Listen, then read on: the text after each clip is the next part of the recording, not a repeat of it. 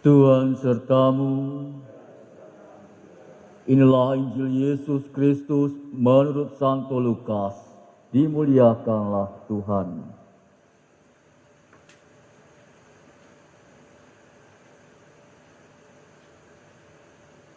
Pada waktu itu, Yesus mengubahkan perumpamaan ini kepada murid-muridnya. Perhatikanlah pohon ara atau pohon apa saja. Apabila kalian melihat pohon-pohon itu sudah bertunas, kalian tahu dengan sendirinya bahwa musim panas sudah dekat.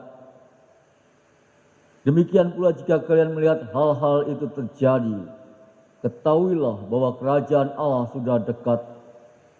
Aku berkata kepadamu, sungguh angkatan ini takkan berlalu sebelum semuanya terjadi. Langit dan bumi akan berlalu, tetapi sabdaku takkan berlalu. Demikianlah Injil Tuhan. Terpujilah Kristus. Para suster, Bapak, Ibu, saudara-saudariku yang terkasih, Injil hari ini mengajar kita agar kita mempunyai keterampilan rohani untuk membaca tanda-tanda zaman. Mengapa ini disebut keterampilan rohani? Di mana dalam hidup ini kita sering dipenuhi dengan pertanyaan, apakah yang Tuhan kehendaki dalam hidupku? Mengapa peristiwa ini terjadi dalam hidupku? Belum lagi bila kita berada dalam kebimbangan, keputusasaan untuk memilih apa yang terbaik untuk hidup kita. Oleh karena itu, tentunya keterampilan rohani diperlukan untuk membaca kehidupan kita, arah mana sebenarnya Tuhan menuntun hidup kita.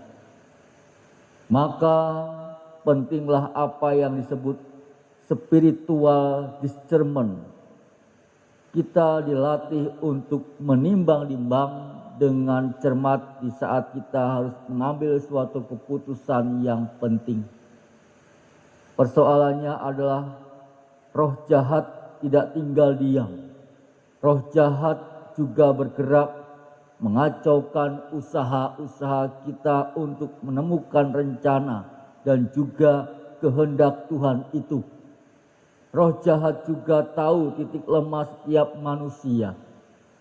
Ia akan melakukan segala usahanya untuk membuat kita terlena sehingga kita menjauh dari kehendak Tuhan. Saudara-saudari terkasih, maka dari itu untuk memperkuat keterampilan rohani dan juga ketajaman batin menemukan kehendak Tuhan dalam hidup kita, diperlukan hidup doa pribadi yang tertata dengan baik. Tanpa relasi pribadi yang erat dengan Tuhan, tentu usaha untuk mengenali seluruh kehendak-Nya dalam hidup kita sulit untuk ditanggapi.